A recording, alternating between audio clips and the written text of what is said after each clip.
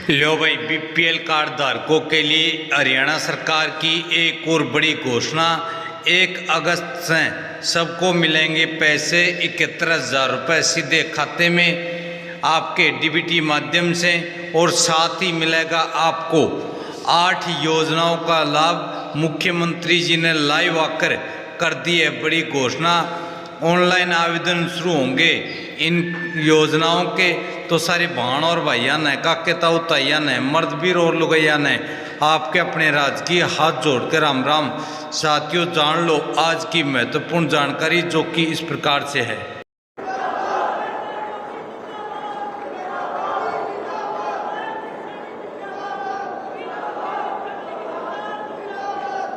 भारत माता की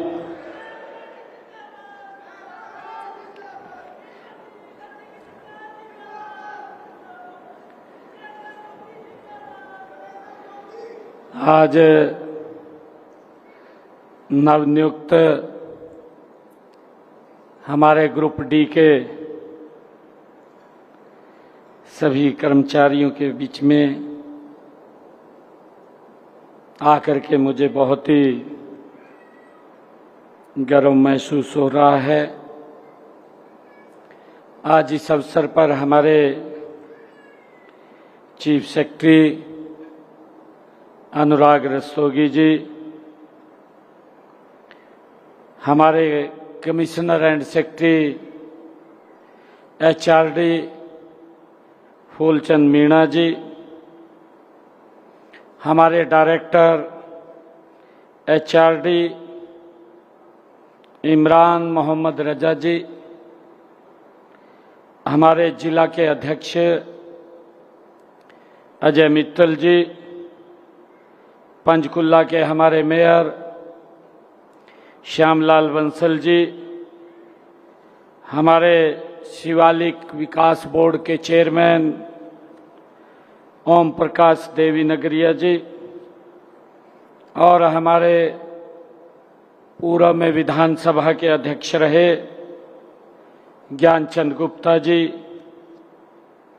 आज मुझे ये बहुत ही गर्व की अनुभूति हो रही है कि आज गुरु पूर्णिमा का पावन पर्व है। मैं आप सबको गुरु पूर्णिमा के पावन पर्व की बहुत बहुत बधाई और शुभकामनाएं देता हूं। आज माता मनसा देवी के चरणों में स्थित पंचकुला की इस पवित्र धरती और आप सभी के नवनियुक्त साथियों के बीच मुझे आकर के बहुत ही गौरव की अनुभूति महसूस हो रही है। साथियों, मैं हरियाणा के हजारों परिवारों की आंखों में साकार हुए सपने मैं देख रहा हूं। साथियों, आज आपके हाथ में जो नियुक्ति पत्र है, यह साथियों आपकी मेहनत का ये सम्मान है। साथियों, इसके पीछे आपके माता पिता की ये तपस्या का परिणाम है और ईमानदारी व्यवस्था में आपके विश्वास की ये जीत है। साथियों, आज आपके परिवारों में उत्सव का माहौल है। मैं चाहता हूं कि ये उत्सव केवल नौकरी मिलने तक उत्सव न रहे, बल्कि ये जनसेवा का संकल्प लेने का ये उत्सव बने। साथियों, अपनी मेहनत, अपनी प्रतिभा के बल पर सरकारी नौकरी प्राप्त करने वाले मैं आप सभी 3,556 हमारे नौजवान साथियों का आज जो ग्रुप डी की इस नौकरी में आपका सिलेक्शन हुआ है, मैं आप सबका अपनी ओर से अभिनंदन भी करता हूं, आप सबका वंदन भी करता हूं, आप सबको बहुत बहुत बधाई भी देता हूं। साथियों, मुझे दो बात याद आ रही है कि हर ख्वाब को हकीकत मिली है, हर ख्वाब को हकीकत मिली है, हर आंख में उजियारा है। साथियों, मेहनत करने वाले हर युवा का अब अपना बुलंद सितारा है। साथियों, न खर्ची चली न पर्ची चली, बस मेहनत का सम्मान है। यही भरोसा, यही सुशासन हरियाणा सरकार की पहचान है। साथियों, विचार कीजिएगा, जरा सोचिएगा, आप में से किसी के पिता किसान हैं, आप में से किसी के पिता मजदूर का काम करते हैं, न गर्मी देखी न सर्दी देखी, बस पसीना बहाया। साथियों, ताकि आपके सपनों को पंख लग सकें। किसी बहन ने अपनी जरूरतें रोक दी, अपने सपने टाल दिए। साथियों, ताकि भाई की परीक्षा की तैयारी में कोई कमी न रह जाए। साथियों, कितनी माताओं ने मंदिर में दिए जलाए, हाथ जोड़े, हर दुआ में आपकी सफलता मांगी। साथियों, आज मैं आपसे एक बात कहना चाहता हूं कि उन दीपकों की लो बेकार नहीं गई, उन आंसुओं की कीमत चुकी, उन प्रार्थनाओं को अवसर मिल गया। इसीलिए आपकी इस सफलता पर जितना आपका अधिकार है, उतना ही अधिकार आपके माता पिता, आपके परिवार का भी है। साथियों, मैं उन सब माता पिताओं को भी प्रणाम करता हूं जिन्होंने कठोरतम कठिन हालात के बावजूद भी आपका हौसला नीचे नहीं होने दिया, उसको आगे बढ़ाने का काम किया है। आज गुरु पूर्णिमा है। सबसे प्रथम गुरु हमारा अगर कोई होता है, हमारे माता पिता होते हैं, जो हमें उंगली पकड़ करके चिल्लाना सिखाते हैं। मैं उसकी भी पुनः आप सबको बहुत बहुत बधाई देता हूं। साथियों, हम सब जानते हैं कि एक समय ऐसा साथियों था जब हरियाणा में सरकारी नौकरी का नाम आते ही सामान्य परिवार चिंता में पड़ जाता था। दिक्कत हो जाती थी परिवार के सामने। लोगों के मन में सवाल उठता था, किसकी सिफारिश ढूंढे। ये चर्चा होती थी, किस प्रभावी व्यक्ति को उसके दरवाजे पर जाएं, कितने पैसे का प्रबंध करें। साथियों, ये चिंता होती थी। नौकरियों पर कुछ परिवारों का कुछ क्षेत्र में साथियों और सत्ता से जुड़े हुए लोगों का कथित अधिकार, उन्होंने इसको समझ लिया था कि इसके ऊपर हमारा अधिकार है। साथियों, हम देखते थे कि उस अधिकार के बाद जब हम देखते थे तो योग्यता पीछे खड़ी रहती थी। साथियों, पर्ची भी चलती थी, खर्ची भी चलती थी, परिवाद व क्षेत्रवाद आगे चलते थे, भर्ती की सूचियों में मेहनत से अधिक पहुंच चर्चा की होती थी।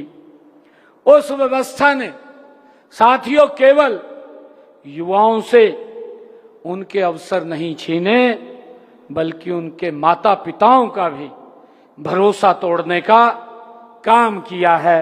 साथियों, हरियाणा की प्रतिभा का अपमान किया है। हम देखते हैं ऐसा दौर था। साथियों, आज मैं बड़े विश्वास के साथ और बड़े फख्र के साथ, बड़े गर्व के साथ भी साथियों आज ये कहना चाहता हूं कि जिन लोगों ने सरकारी नौकरियों को अपनी जागीर समझा, उनकी राजनीति अपने परिवार से शुरू होकर के साथियों अपने परिवार पर ही समाप्त हो जाती थी। अपने परिवार से शुरू होते थे, अपने परिवार पे ही समाप्त होती थी। साथियों, वे पारदर्शी भर्ती की हमारी व्यवस्था को साथियों कभी समझ ही नहीं सकते, वो कभी नहीं समझ सकते। साथियों, उन्होंने युवाओं के सपनों पर अपनी दलाली की दुकानें चलाई हैं। युवाओं के सपनों के ऊपर अपनी दलाली की दुकानें चलाई हैं। साथियों, वे आज हमसे रोजगार का हिसाब मांगते हैं।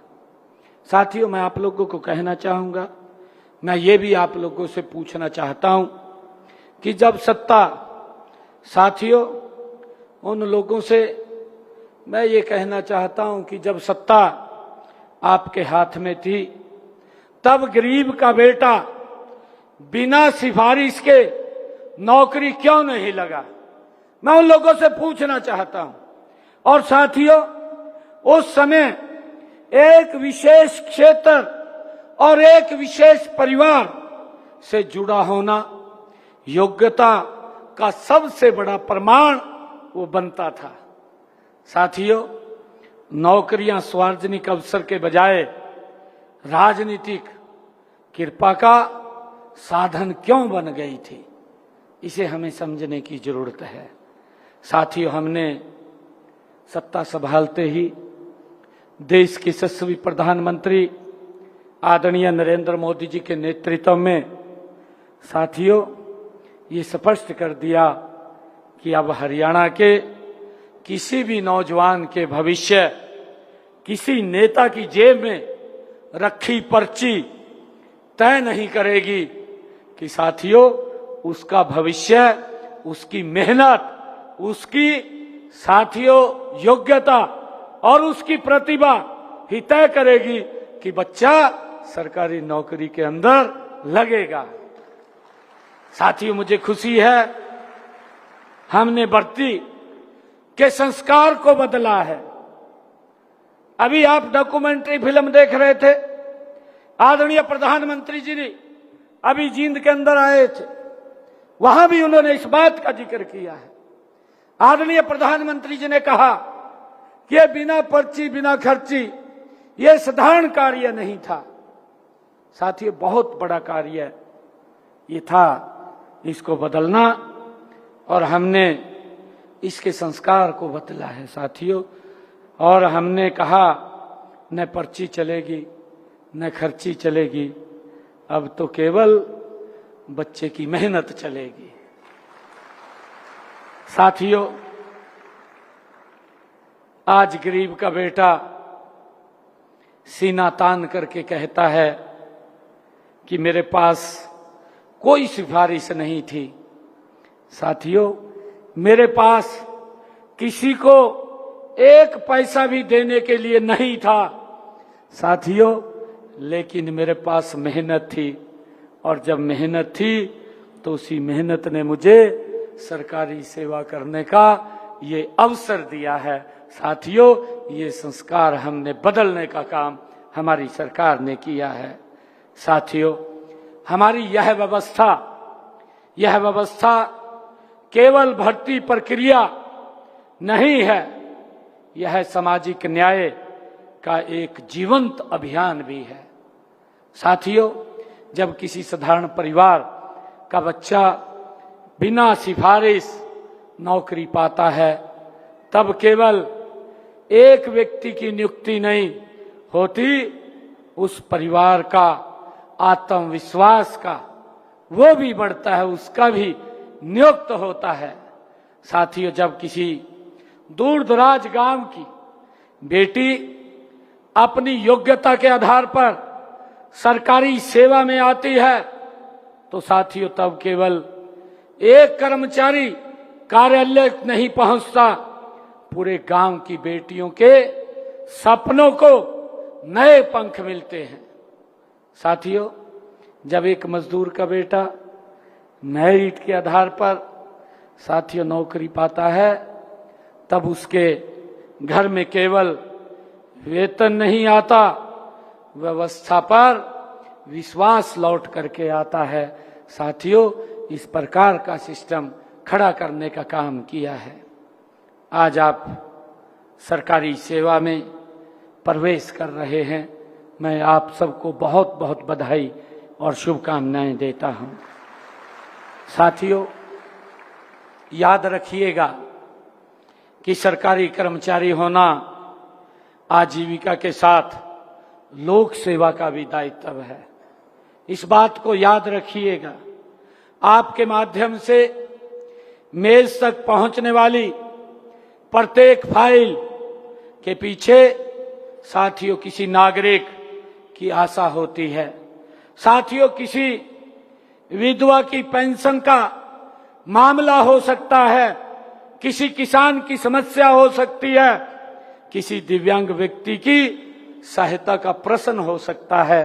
साथियों, आप जैसे ही किसी युवा के भविष्य से जुड़ा प्रमाण पत्र हो सकता है, आपके लिए वह कागज साथियों हो सकता है, लेकिन उस नागरिक के लिए साथियों उसका पूरा जीवन होता है। साथियों, इसीलिए उस फाइल के पीछे छिपी उम्मीद को आप पहचानिए।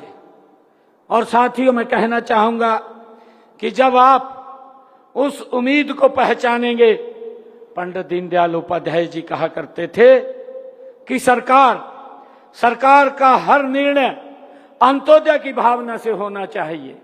और साथियों, इसलिए आप कोई भी निर्णय लेते हैं तो सबसे साथियों वो समय सबसे गरीब और कमजोर व्यक्ति का चेहरा आप याद कर लीजिएगा और सोचें कि आपके निर्णय से उसके जीवन में क्या बदलाव आया है, क्या परिवर्तन आया है। साथियों, इस बात को जरूर सोचिएगा। यह विचार केवल बड़े नीति निर्माताओं के लिए नहीं है। साथियों, मैं कहना चाहूंगा यह प्रत्येक सरकारी कर्मचारी के लिए उसका मार्गदर्शन मंत्र है। साथियों, मैं चाहता हूं कि आप सभी एक संकल्प अवश्य लें। आपके कार्यालय से कोई भी व्यक्ति यह महसूस करके वापस न जाए साथियों कि उसकी बात को सुनने वाला कोई नहीं है।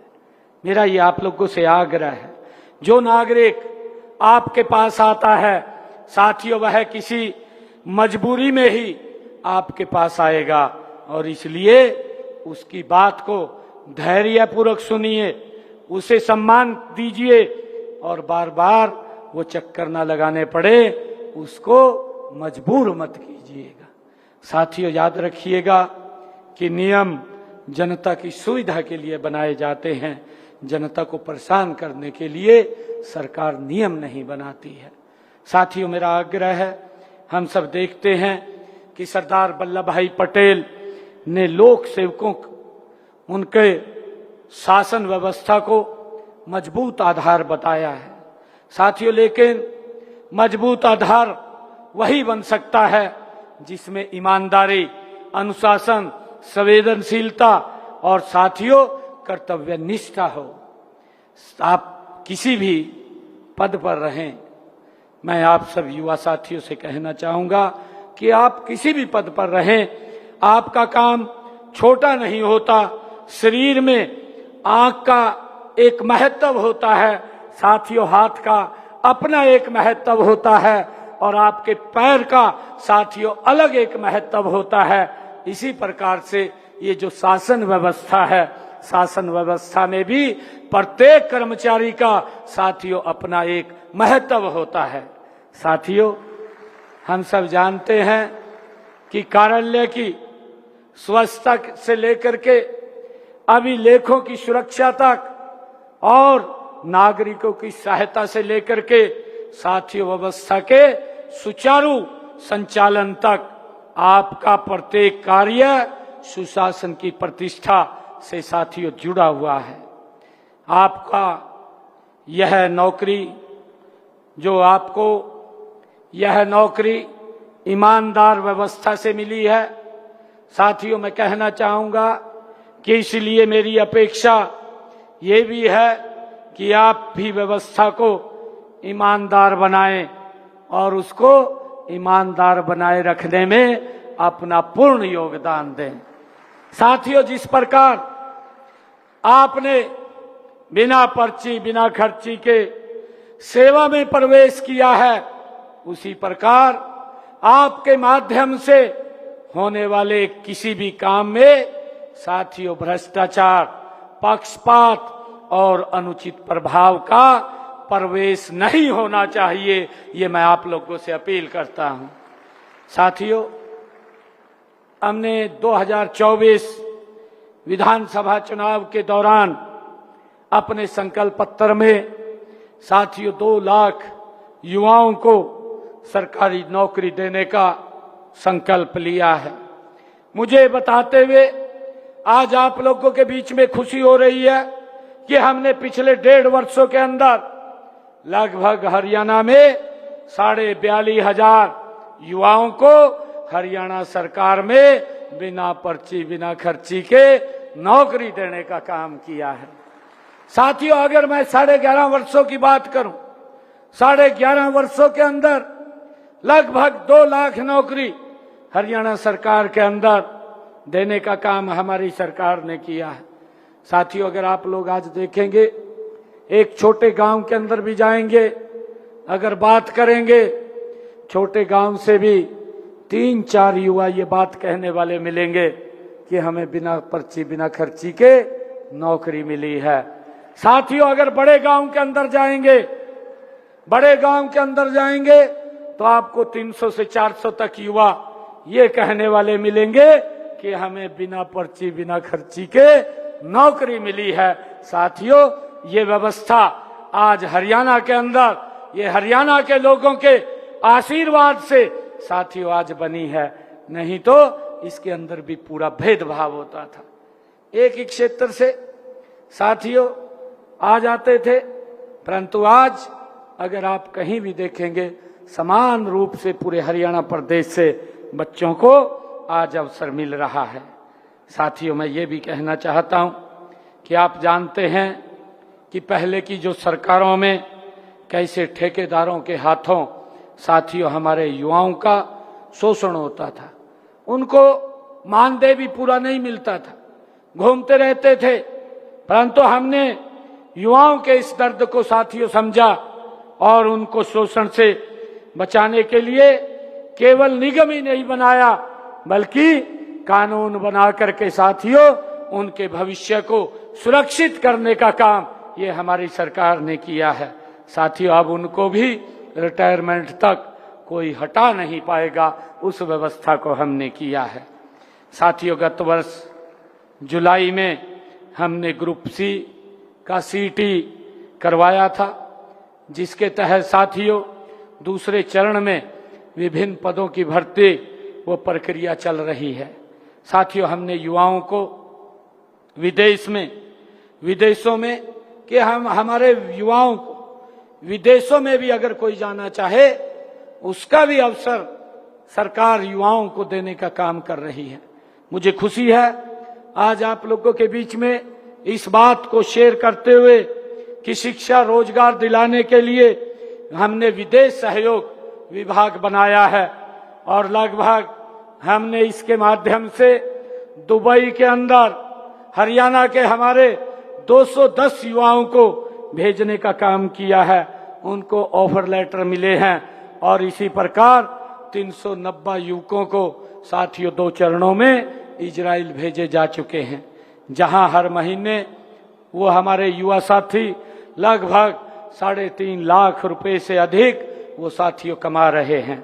साथियों इसी प्रकार हमने Japan, Israel, Dubai, Oman, Germany, Canada के लिए भी अभी 7,000 से 600 के करीब हमारे साथियों युवाओं की वो प्रक्रिया चल रही है। हमने कि हमारा युवा वो डंकी रूट से बाहर ना जाए, उससे बचाने के लिए अवैध एजेंटों को, उनके खेल को साथियों खत्म करने के लिए हमने कानून बनाया है ताकि कोई भी हमारा युवा डंकी रूट से ना जाए, उसकी व्यवस्था भी साथियों हमने की है।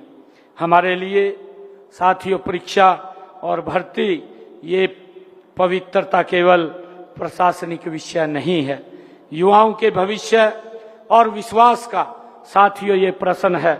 नीट यूजी परीक्षा में अनियमितताओं के आरोप साथियों सामने भी आने पर देश के यशस्वी प्रधानमंत्री आदरणीय नरेंद्र मोदी जी ने साथियों सरकार ने, केंद्र सरकार ने इस मामले में साथियों दबाने का काम नहीं किया बल्कि इसकी व्यापक जांच करवाई है। अभी मैं आप लोगों को कहना चाहता हूं कि हमारे सभी युवा साथी आप लोग बैठे हैं, अभी नीट के उस परीक्षा को लेकर के एक बहुत बड़ा एजिटेशन दिल्ली में हुआ और साथियों मुझे बड़ा दुख भी है इस बात का कि हमारा जो विपक्षी दल है, विपक्षी दल जो ये बात कहता है, जैनजी की बात करता है, मैं आज उन लोगों को एक बात पूछना चाहता हूं।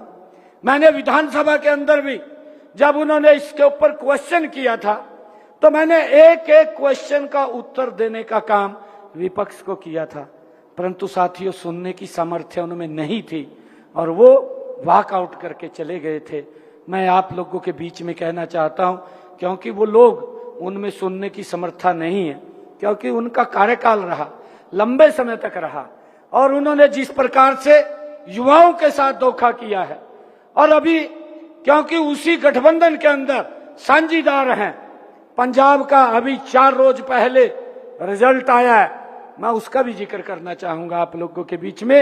ये कांग्रेस पार्टी और इनके सहयोगी दल किस प्रकार से युवाओं का शोषण करते हैं उसका उदाहरण हमारे हरियाणा भी था और उसका उदाहरण पंजाब भी है। मैं अभी 4 रोज पहले का रिजल्ट मैं आपको बताना चाहूंगा, आप लोगों से शेयर करना चाहूंगा। एक्साइज इंस्पेक्टर का अभी रिजल्ट आया है 4 रोज पहले, हाई कोर्ट ने उसके ऊपर स्टे लगाया, ये पंजाब का रिजल्ट आया। उसके अंदर जो बच्चे पास हुए हैं, जो बच्चे पास हुए हैं उसका नाम है स्टेट बैंक ऑफ इंडिया। जिसका नाम स्टेट बैंक ऑफ इंडिया है वो बच्चा पास हो गया। जिस बच्चे का नाम BPIPS लिखा हुआ है वो बच्चा पास हो गया। जिस बच्चे ने अपना नाम फोटो लिखा है वो बच्चा एक्साइज इंस्पेक्टर लग गया है। जिस बच्चे ने अपने नाम के जगह एक दिन कर्मा वाला ये लिखा वो बच्चा एक्साइज इंस्पेक्टर लग गया। साथियों ये युवाओं के साथ किस प्रकार का धोखा, किस प्रकार से युवाओं को गलत रास्ते के ऊपर ले जाने का काम ये लोग कर रहे हैं। साथियों यहां तक नहीं, मैं आपको एक और बात बताना चाहता हूं।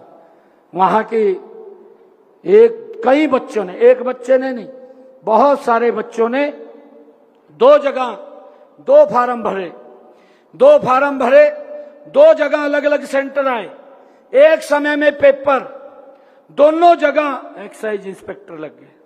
साथियों कितना बड़ा धोखा है ये, इस बात को हमें समझना है। और किस प्रकार से साथियों, ये लोग, ये विपक्ष के अंदर युवाओं को गुमराह करने का काम करते हैं, उनको रास्ता भटकाने का काम करते हैं। उसका एक बहुत ही दुखद चेहरा हमें दिल्ली में देखने को मिला। हमारे यूथ का आप साथियों सोशल मीडिया के ऊपर देख रहे होंगे किस प्रकार की भाषा, किस प्रकार की बातें साथियों ये की जा रही हैं। ये तो मेरे ख्याल से, मैं अगर बात कहूं कि जब भगवान राम ने रावण को सबक सिखाने की बात की थी क्योंकि अत्याचार कर रहा था, उस समय में भी इतनी बातें नहीं कही गई जितनी बातें ये विपक्षी दलों ने माननीय प्रधानमंत्री जी के खिलाफ बोली हैं। वो किसी व्यक्ति के खिलाफ नहीं उन्होंने बोली, वो देश के इस लोकतंत्र के जिन्होंने सम्मान से उसको बैठाया है और साथियों जिसने देश की तस्वीर को बदला है, ऐसे लोग जो इस प्रकार की अभद्र भाषा, मैं तो ये बात कहना चाहूंगा कि उन लोगों को उनके माँ बाप भी किस प्रकार के संस्कार देते हैं वो हमारी समझ से परे है।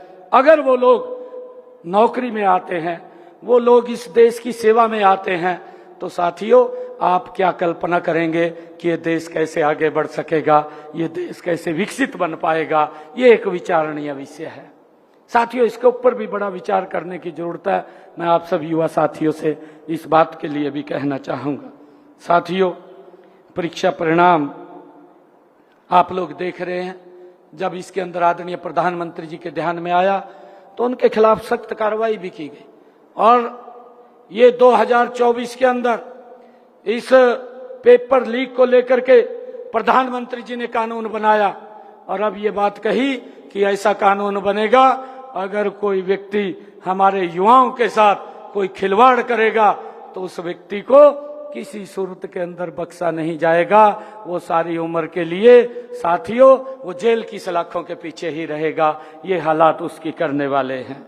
साथियों, मैं आप लोगों को कहना चाहता हूं कि परीक्षा प्रणाली में सुधार के लिए विशेषज्ञों की उच्च स्तरीय साथियों समिति भी गठित की गई है और राष्ट्रीय स्तर पर परीक्षा सुधार की प्रक्रिया को गति से आगे बढ़ाया जा रहा है।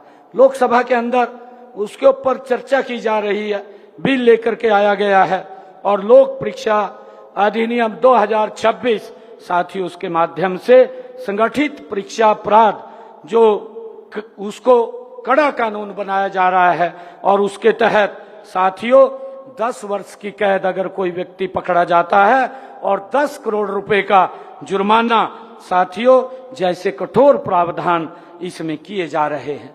साथियों, पेपर लीक से जुड़े मामले में साथियों त्वरित और निस्तारण और दोषियों को शीघ्र कठोर दंड दिलाने के लिए आदरणीय प्रधानमंत्री जी ने फास्ट ट्रैक कोर्ट भी गठित करने का ये निर्णय लिया है। साथियों, प्रधानमंत्री जी का एक स्पष्ट संदेश भी है कि हमारे मेहनती विद्यार्थियों की जो उत्तर पुस्तिका पर किसी माफिया का पंजा हमें स्वीकार नहीं होगा, ना किया जाएगा। साथियों, इस प्रकार का आदरणीय प्रधानमंत्री जी ने निर्णय लिया है। साथियों, विपक्ष के हमारे जो मित्रों को परीक्षा की और भर्ती की पारदर्शिता पर बोलने का साथियों उन्हें अपने शासनकाल में भी देखना चाहिए कि हमने क्या क्या काम किए हैं। जिन व्यवस्थाओं में साथियों परिवारवाद नीति बन गया था और साथियों क्षेत्रवाद उसकी पहचान बन गया था और सिफारिश योग्यता पर साथियों भारी पड़ती थी, वे हमें निष्पक्षता का ये पाठ पढ़ा रहे हैं। साथियों, ये ना पढ़ाएं, मैं उन लोगों को कहना चाहता हूं हमारी राजनीति किसी परिवार के उत्तराधिकारी बनाने की राजनीति हमारी नहीं है। साथियों, हमारी राजनीति गरीब के बेटे को गरीब के बेटे और बेटी को अवसर देने की राजनीति है। साथियों, मैं आप लोगों के सामने खड़ा हूं। हमारी एक बेटी अभी उनको मैंने नियुक्ति पत्र दिया, मेरे गांव के पास की थी, हड़बौन की। साथियों, मैं कहना चाहता हूं कि हड़बौन की, मैंने पूछा कि आप कहां से हैं, तो उसने बताया कि मैं हड़बौन की हूं। मेरे गांव के पास की है। साथियों, कोई कल्पना भी नहीं कर सकता था कि मैं मुख्यमंत्री बन जाऊंगा। एक साधारण परिवार, गरीब परिवार का बेटा। साथियों, ये भारतीय जनता पार्टी है, ये नरेंद्र मोदी है साथियों, जो इस प्रकार से गरीब व्यक्ति को आगे बढ़ाने का काम साथियों करते हैं। साथियों, मैं कहना चाहूंगा, हमारे लिए नौजवान वोट बैंक न होकर के ये विकसित भारत, विकसित हरियाणा का साथियों भाग्य विधाता है। व्यवस्था केवल साथियों कानूनों और तकनीकों से नहीं बदलती, व्यवस्था साथियों चरित्र से बदलती है। मैं एक छोटी सी बात आप लोगों से साझा करना चाहूंगा। साथियों, एक व्यक्ति मंदिर बना रहा था और उस पे 3 श्रमिक काम कर रहे थे।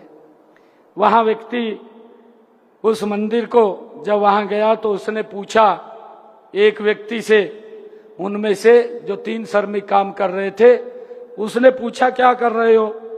उसने उत्तर दिया, पहले ने कहा मैं पत्थर तोड़ रहा हूं, दूसरे ने कहा मैं तो रोजी रोटी कमा रहा हूं, और साथियों तीसरे ने मुस्कुरा करके कहा कि मैं आने वाली पीढ़ियों के लिए मंदिर बना रहा हूं। साथियों, आप लोग को मैं कहना चाहूंगा, काम तो एक ही था, परंतु तीनों लोगों का अपना अपना दृष्टिकोण, अपना अपना नजरिया, अलग अलग बात करने का था। चाहे तो उसे प्रदेश के भविष्य के निर्माण का माध्यम बना सकते हैं। साथियों, आप भी चाहे अपनी ड्यूटी को केवल 8 घंटे की नौकरी मान सकते हो, और चाहे उसको प्रदेश का भविष्य तय करके आप उसको आगे बढ़ा सकते हो। साथियों, मुझे पूरा विश्वास है कि आप अपनी सेवा को तीसरे श्रमिक की तरह आप बड़े उद्देश्य के साथ उसको जोड़ेंगे, ऐसा मेरा विश्वास है। मैं आप सबको ग्रुप डी कर्मचारी नहीं, बल्कि आप ग्रुप डी के कर्मचारी नहीं, बल्कि आप गुड गवर्नेंस की डिलीवरी टीम है। साथियों, ग्रुप डी नहीं, आप गुड गवर्नेंस की साथियों डिलीवरी टीम है। मैं ये मानता हूं, जनता सबसे पहले साथियों आपसे मिलती है। आपके व्यवहार से सरकार का चेहरा वो पहचानती है। यदि आप मुस्कुरा करके किसी नागरिक की मदद करते हैं तो सरकार के प्रति उसका विश्वास कई गुना बढ़ जाता है। साथियों, याद रखिए, राम सेतु की भी एक शिला हट जाती तो सेतु कमजोर पड़ जाता। साथियों, उसी प्रकार शासन व्यवस्था में भी कोई कर्मचारी छोटा नहीं होता, सबकी अपनी भूमिका होती है। कोई व्यक्ति छोटा नहीं है। साथियों, हर व्यक्ति इस शासन व्यवस्था के अंदर महत्वपूर्ण है। हर व्यक्ति की, साथियों, हर कर्मचारी की जिम्मेवारी महत्वपूर्ण है। हर योगदान साथियों राष्ट्र की नींव का एक मजबूत आधार भी है। साथियों, आज आप स्वयं से मैं ये कहना चाहूंगा कि आप स्वयं से 3 संकल्प लेकर के यहाँ से जाइएगा कि मैं अपने दायित्व से कभी समझौता नहीं करूंगा। साथियों, मैं किसी नागरिक के साथ कभी भेदभाव भी नहीं करूंगा, और साथियों मैं भ्रष्टाचार को न स्वीकार करूंगा और न सहन करने दूंगा। साथियों, ये संकल्प लेकर के हम यहाँ से जाएंगे। मैं एक बार फिर आप सभी नवनियुक्त कर्मचारियों और आपके परिजनों को हार्दिक बधाई और शुभकामनाएं देता हूं। आपका भविष्य उज्जवल हो, आपकी सेवा साथियों निष्कलंक हो, और आपका प्रत्येक कर्म हरियाणा के विकास को एक नई गति देने का काम करे। इसी मंगल कामना के साथ आप सभी को मैं बहुत बहुत बधाई और शुभकामनाएं देता हूं। इन्हीं शब्दों के साथ जय हिंद, जय हरियाणा, जय भारत।